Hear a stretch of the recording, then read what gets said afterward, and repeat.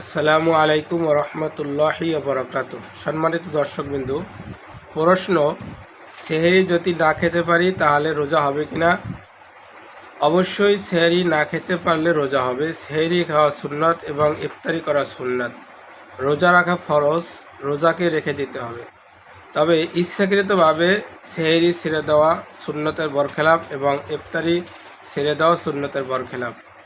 যদি আমি সেহরি খাওয়ার আগে না উঠতে পারি, এমনও হয় যদি আজান হয়ে গেছে বা সেহরির সময় শেষ এমতো অবস্থায় উঠছি, তাহলে আমার ওই অবস্থায় রোজাকে রেখে দিতে হবে। আর যদি দেখা যায় 2-1 মিনিট আছে বা আমার 2-1টি পানি অথবা খাজুর খাওয়ার সময় আছে, তাহলে আমি পানি অথবা খাজুর খেয়ে নিব সেহরির সময় শেষ হওয়ার আগে। সেহরির সময় শেষ হয়ে গেছে এমতো অবস্থায় কিছু খাওয়া যাবে না।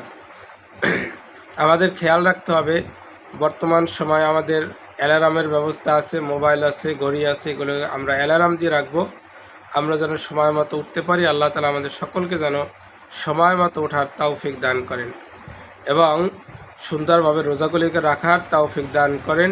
আমিন।